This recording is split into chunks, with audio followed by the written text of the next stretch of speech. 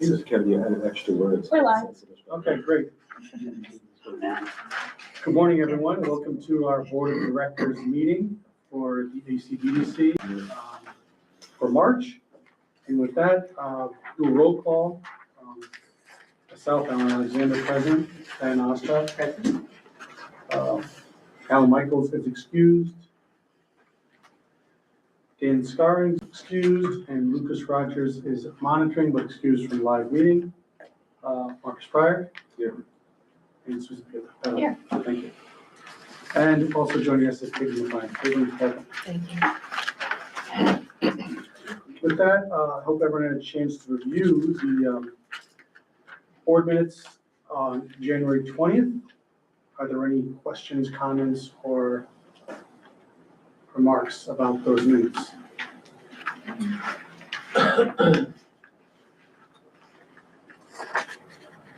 Hearing none, is there a motion to approve the minutes? Thank you. Is there a second? Thank you, Marcus. Any other comments or discussions? All in favor? Aye. With that, we'll move to the committee reports. And for presentation today is the audit committee. Marcus. Thank you. So the audit committee just met a short time ago and passed several resolutions. I will offer them to make a motion to approve. Thank you.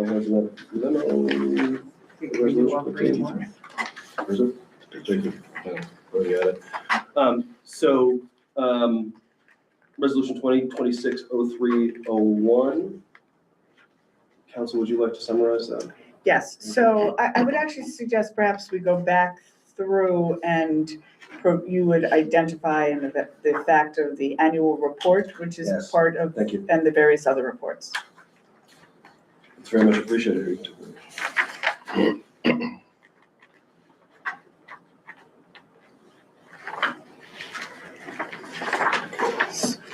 So to summarize, if you'd like. Please. Sure. The annual report, which is contained on pages 3 to 48 of your packet, is the annual report prepared by, I believe it's prepared by Amy Thompson on behalf of the board, on behalf of the staff, for the board, I should say. The procurement report is on page 49. The investment report on page 51. And then the audit report we have already addressed. So we then we move to the resolution, which is before you, to approve each of the reports, the annual report, the procurement report, investment report, and independent audit report that has been approved by the audit committee. Thank you. So that brings us again to that resolution 2026-0301. Entertain. I will. And if you might wish to just summarize the three items at the bottom of the resolution, because there are three components. Okay, so this motion is to accept and approve the 2025 annual report, the 2025 procurement report. Is that for 2025 investment report, the independent audit, and the independent audit, and audited financial statements. And the Paris filing. The Paris filings and the posting, correct. So I will move that resolution. Sure. I'll motion to approve an annual report, procurement report, investment report, and independent audit. It's a first and second. Right. Second. I think that was your motion. I'm moving it second, and then you're calling it for a vote. Yeah. Any other discussions, questions? Hearing none. All in favor? Aye. Any opposed? Motion passes. With that, we'll move on to CFO report. Amy. Thank you. Contained in your packet on pages 54 through 58 are the January financials. I'll quickly go over the balance sheet. We have 10 million in cash. 7.5 of that roughly is in T-bills, which are maturing or have matured in February and March. I have renewed those at roughly 3.5% to the current interest rates. Loans receivable is at 10.2 million. As the auditors mentioned, all of those loans are still current and paid to date. And then moving over to the statement of revenue, expenses, and changes in net position. As of January, our total operating revenues are $58,000 and expenses are $38,000, leaving a change in net position of $19,000. Are there any questions on the January financials? Move on to page 59 in your packet. This is the fourth quarter 2025 voucher. Due to the Alliance, I wait till the audit is complete so we can make sure that the voucher matches the audited financials. So the first voucher is for $194,000. That includes salaries, fringe benefits, professional fees, and other business expenses. On page 60 is the second voucher, which is the shovel-ready voucher, which is $246,000 for Q4. Of that, it is legal, professional fees, and funds paid to do a New York Independent Systems power study. So, are there any questions on that? Okay. Do we have to approve the, no, so where do we have to approve the financials? No.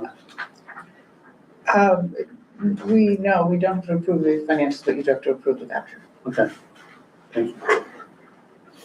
Is there a motion to approve the voucher to the Alliance?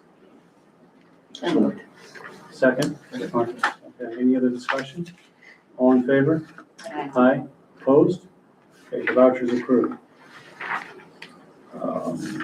We have a resolution, right? Or is that? That was the resolution Okay, 2026-0302. okay, good. With that, CEO report, Kevin. Thank you, Mr. Chairman. Good morning, everyone. I'll make the, some of you have some time constraints.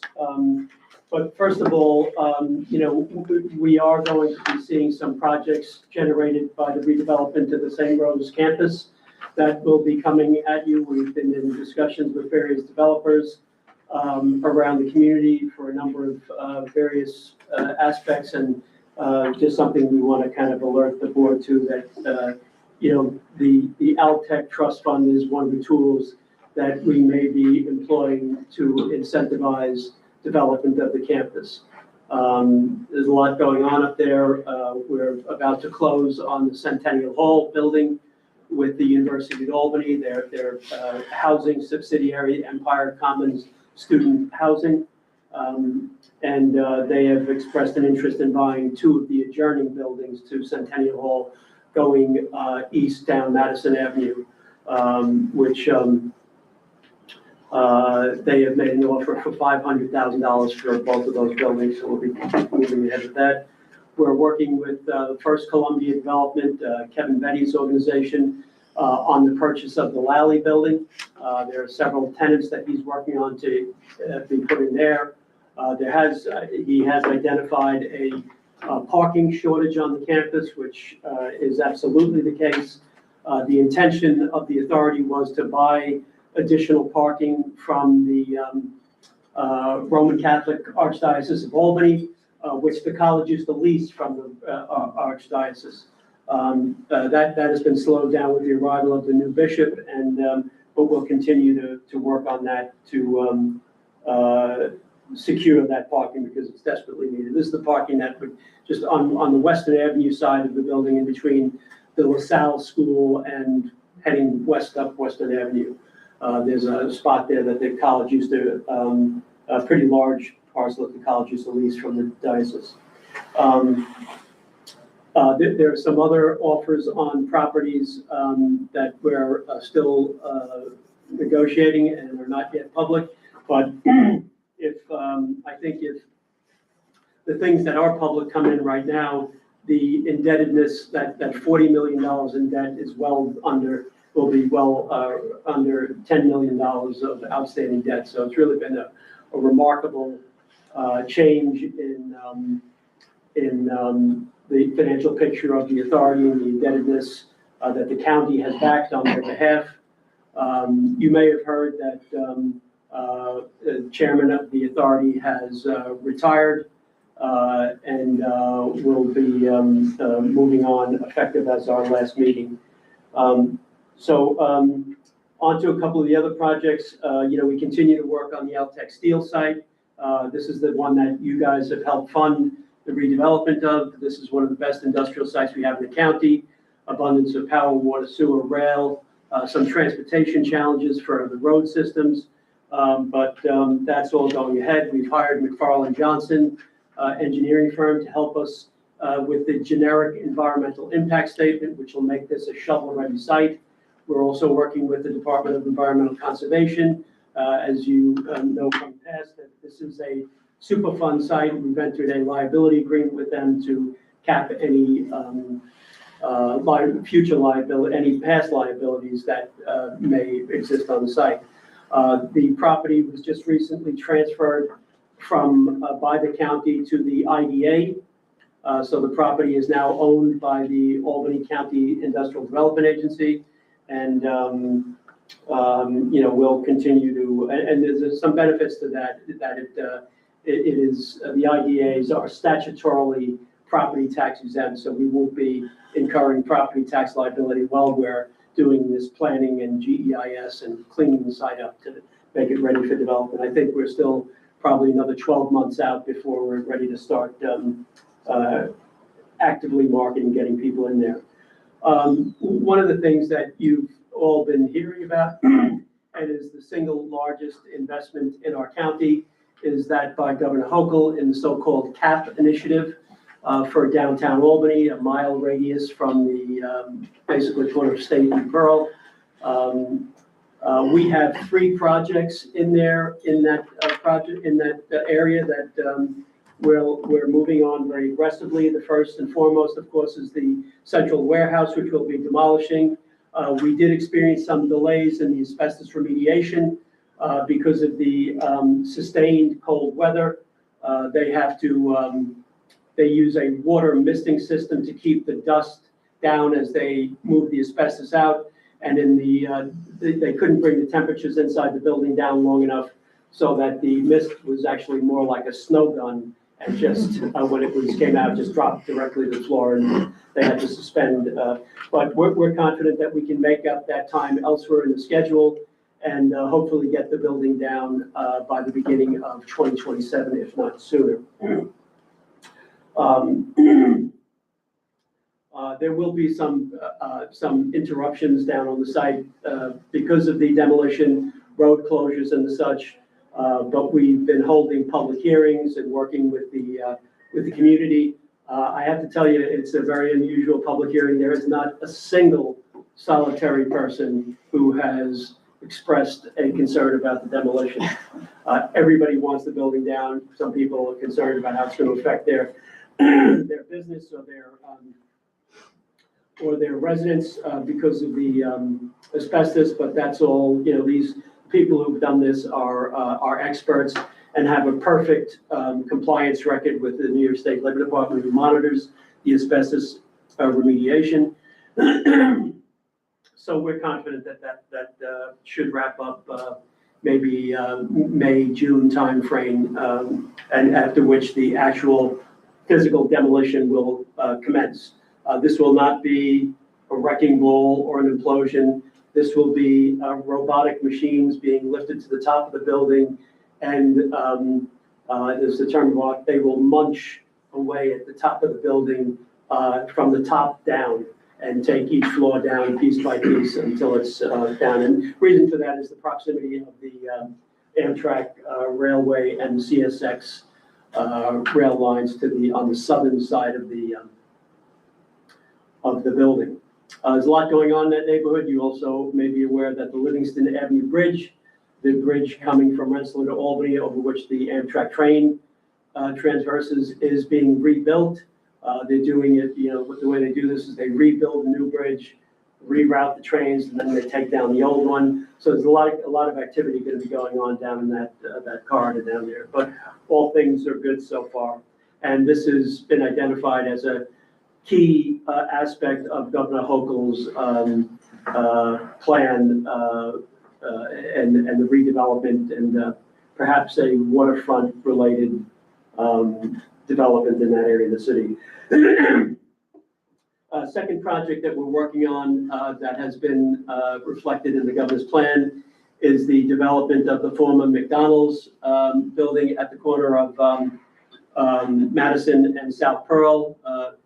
Many of you, well, probably actually few of you may remember that this was developed by a minority businessman, a gentleman named Leroy Twiggs, who is still around, and we are still communicating with, let him know what's happened, and that, you know, we will not be, you know, he developed a McDonald's with a design that there are only 2 in the country built, and it was built to emulate the look of a tugboat.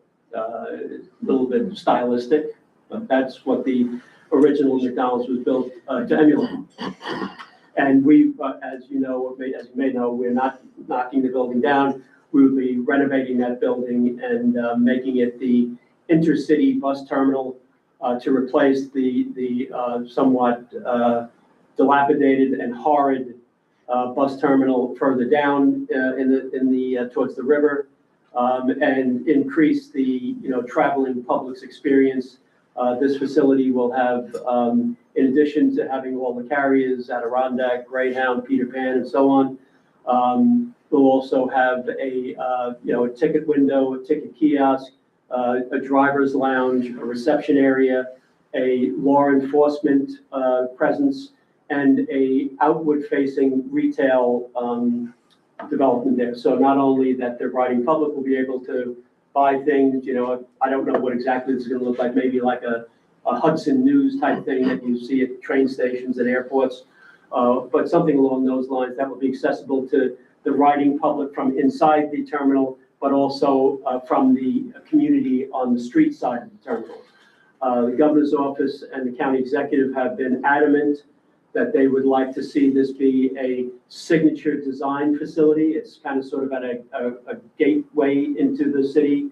And that's something that we have reflected in the RFP that we sent out several weeks back and are due back in April 3rd. April 3rd. Yeah, we're gonna push it out. So we pushed out the timeline, but this is a very aggressive time frame. We're doing this. We've done a design build, and also we, as we do did with St. Rose and with Central Warehouse, we will be holding public hearings in the neighborhood to get feedback from the neighborhood on the design elements of the facility and so on. Excuse me, Kevin, has that been, announced isn't the right word, has that been publicized? That there will be a process of community engagement? I believe that the county executive and Deputy Chairwoman Wanda Willingham announced it at the press conference that we held down at the site to announce the release of the RFP. But that will be publicized, and we're planning on doing a small meeting with community leaders, and then 2 full open to the public hearings to get input from the community. And, you know, of course, we'll be doing that in conjunction with the mayor's office. I spoke to her about that a little bit last night at the ESD briefing on the CAP program. So, Good to hear. you know, this is exciting development. I mean, Great idea for that, because you're Yeah, I bringing mean, roads there and. that place down there is Yeah. absolutely atrocious. It is disgusting. It is, you know, an embarrassment as a gateway into our county and our city. So this, we're confident, and, you know, we'll be looking to the governor's funding to help support the cost of this. Any other questions on any of those initiatives for the CAP initiative? You know, listen, just generally, this is a generational opportunity for the city of Albany with this $200 million. And it's so important that this be handled the right way and be done correctly. I think the mayor, and Marcus, I'm sure knows better, is laser focused on this. She spoke last night at the ESD briefing on the CAP initiative and talked about her desire to turn the lights back on in the city of Albany. And, but this really, and listen, in my opinion, this 200 million doesn't do it. No. This is the start. And it's incumbent upon the rest of us, the county, the city, private sector in this county, to do whatever is necessary to really leverage this investment by Governor Hochul. So, Kevin, what was the third project? We had Central Warehouse, McDonald's. right, that one is not yet public, and I can't speak about that yet. So I got a question for you with Yeah. the warehouse. Are you gonna be filming as you do it so that you can do like a fast forward at the end? to We show do how- have proposals from several videographers, but, it would probably be the thing where you probably have somebody do a flyover once a month, because day by day, there's not really gonna be a lot of change. It's Because I think that'd be fun for everyone to Yes, kind yeah. of see Yeah, progress. we've got, I don't know, 5 or 6 proposals from various PR and video firms to do that. So we've been thinking about that. But we'll see. Just next item on mine is the strategic plan. The Albany County Business Development Corporation is supporting the strategic plan that we're doing. As you know, and Luke Rogers was involved in this from the beginning. The last plan we did was finished in 2019. Hard to believe that that's 5-6 years ago now. And the world has changed, right? Not only the pandemic, but one of the key planks of the study done by the Camoin Associates was alternative energy manufacturing. That has disappeared out from underneath us due to the changes in federal policy on offshore wind and alternative energy. So we've hired HR&A, for those of you who've been around a while, it's the former Hamilton, Rabinowitz, and Altschuler group. They now go by HR&A, doing a lot of work with ESD and in our market here. And they will be doing a kind of a refresh of our strategy. They've met with the county executive. The first meeting they had was with the county executive, and he explained to them his vision for the county. And they will be going out and meeting with other elected officials, not the least of which being the mayor and some of our county leadership. I believe Caitlin has got a meeting scheduled with Joanne, and I think Joanne, Wanda, and Dennis were the lineup, but also local businesses. So we hope to have this done in April and use that as the guide rails for our activities. What we do is as important as what we don't do. You can't be everything to all people. You've got to focus if you want to see results. But there are some interesting changes I think we're going to be presented with this, and we as the organizations underneath the alliance have to decide how we're going to modify or change any of our practices as a result. But lastly, yeah. So we'll see that at next month's meeting and be presented with resolutions? Yeah, or- they're still in the kind of data collection and gathering, but yeah, we'll have Brett back to brief the ACBDC along with the other agencies. As you know, we're funding this. The engagement was for $100,000. We're funding this $25,000 through the Alliance, $25,000 through the IDA, 25 from the CRC, and 25 from the ACBDC. So, we're very anxious, we're very enthusiastic about it and anxious to see the report. I've got every confidence that we're going to have a usable document that can guide your staff's activities in this regard. The last one is one that we've been working very closely with the county executive's office and the county legislature, and that's regarding the county's new housing initiative, local law. L. L. I didn't want to say H. Would have been, should have been. There we go. But, so the county has passed a resolution identifying housing as a public purpose and thereby legitimizes county dollars being spent on that. There is an outline of a program and It'll kind of be modeled after the stage program again, which Luke Rogers, your fellow board member, worked on when he was with the county, and will be guided by a committee that will work in conjunction with the Alliance to approve projects. That's still kind of being worked out. There are conversations that have to take place to really flush this program out, but the idea is really to encourage the development of additional housing in our county at various levels. Caitlin, anything you'd like to add to any of that? No, I mean, I think that's it. The Housing Revolving Loan Fund is a unique way to approach this. It allows for a lot of flexibility, so you can kind of shift the focus of what the loans are getting at, depending on what the needs are as the years go, obviously depending on the money that goes with it. So the legislature and the county executive's office worked to secure a portion of the fund balance every year that will be sent into the revolving loan fund. Obviously very interested in private investment as well to kind of grow this. Is the initial amount, is that a public? Yeah, it's about 1.6 1.6 million is the Is this initial for investment. market rate or affordable? Affordable and workforce housing, Okay. so a mix of both. I think, obviously a focus initially on like blighted properties and figuring out what we can do. Any questions on any of those items? That concludes my report, Mr. Chairman. Thank you, Tim. Next up on the agenda is other business, and it's that time again of the year for our annual financial disclosure form. It's attached to the back of this, right? Do we get an electronic copy of that, or is this it? It was included in the pack, so I Okay. can send it separate. All right. But I don't believe it's what, can you fill it out electronically, or you have to print it out and hand fill It has it? to be printed out. I think you can e-file it. Can you e-file it? Oh, it does need to be notarized. Yes.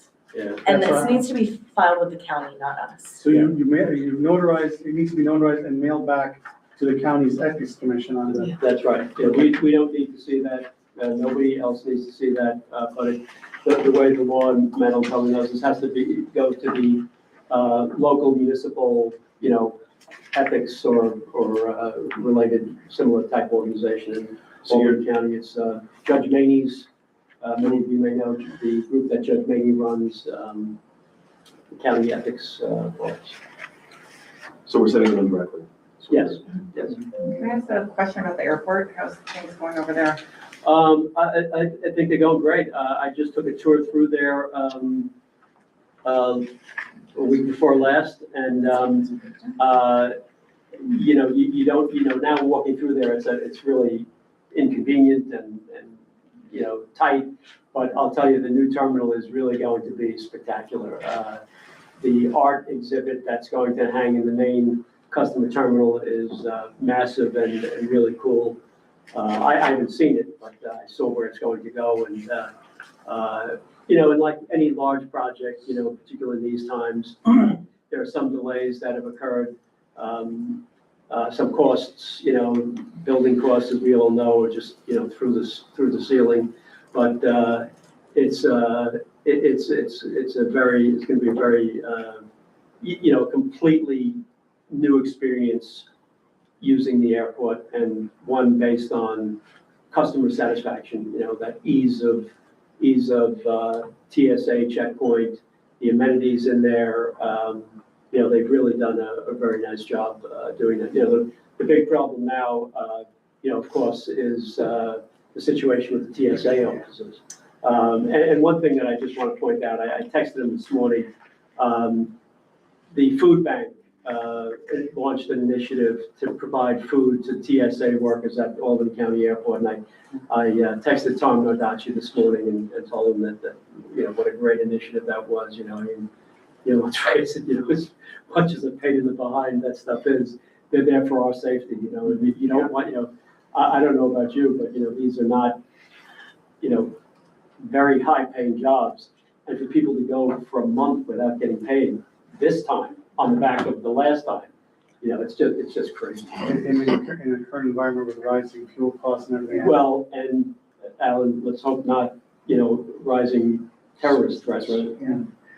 I have to say though, because I've been traveling every week for the last 5 weeks, Oh, God. Albany Airport has been the best to go through TSA. Right. All of my Yeah. friends that have like kids going back to colleges, they said they've had problems at every other airport, nothing at Albany. Yeah. And, that 6 o'clock, between 6 and like 6:30 is like, I think the most airplanes that go out at the same time. And it has been, I couldn't believe how many TSA workers were actually there the other morning. But it has been impressive. So whatever you guys are doing, how you're treating them, it actually shows. Well, that's the airport authority doing that, and So they're working there without getting paid? TSA. Yes. They need to change federal law. Yeah, and Homeland Security is not to be messed with, it's just. Yeah, you'd think that would be, if Right, nothing's sacrosanct. especially in the middle of a war with Iran. Right, Really. Moving on to the next item on the agenda, are there any public comments for the meeting? Mr. Chairman, I would like to acknowledge a guest we had today. We usually try to bar his entrance from the room if we can, but he snuck in today. Patrick Curran with the County Executive's Office has joined us today, and is on the county executive staff and involved in some of the things that we do. Is there any, if it's hearing that there's no public comments, is there any need or any a motion for anyone to go into executive session at all today? I think so. Hearing none, is there a motion then to adjourn the meeting? Martha, second? Second. Yeah, all in favor? Aye. Meeting's adjourned, thank you. Thanks, Adam. Thanks, everybody. Go back over. Take care, Lou.